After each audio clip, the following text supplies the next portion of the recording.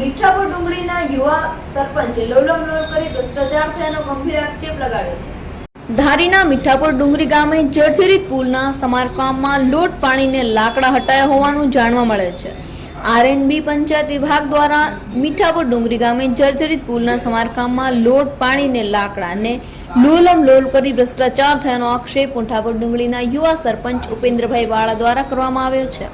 સરપંચ RNB ધારી પંચાયત વિભાગને ધગધગતી રજૂઆત કરી આ પુલને જર્જરિત સ્લેબનું કામ ગુણવત્તાયુક્ત કરવામાં આવે અને જે કામ નબળું થયું છે તેનું ફરીથી સમારકામ કરવામાં આવે તેવી રજૂઆત કરેલ છે।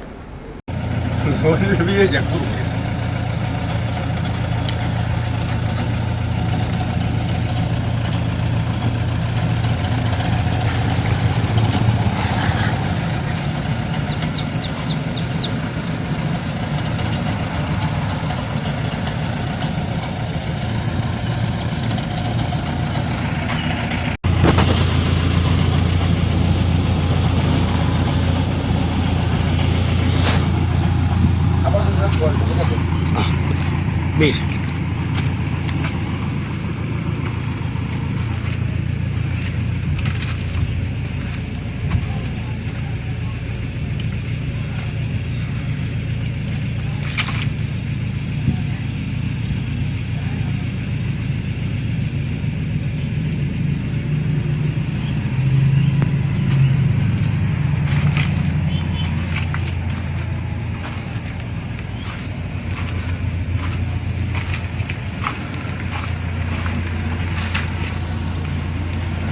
આજે છે સરકારશ્રી દ્વારા આરએનબી પંચાયત વિભાગ દ્વારા પુલ બંધ કરવામાં આવેલ છે, જર્જરિત છે અને આરએનબી પંચાયત દ્વારા આ પુલ નીચે જેકેટિંગનું કામ કર્યું છે, પણ આ પુલ તદ્દન બિસ્માર હાલત છે, લોખંડ દેખાય છે, એનું કોઈ કામગીરી કરી નથી અને જેકેટિંગની જરૂરિયાત નથી, પણ પૈસા ખાલી ભ્રષ્ટાચાર કરવા માટે જેકેટિંગનું કામ પૂરું કરીને વયા ગયા છે।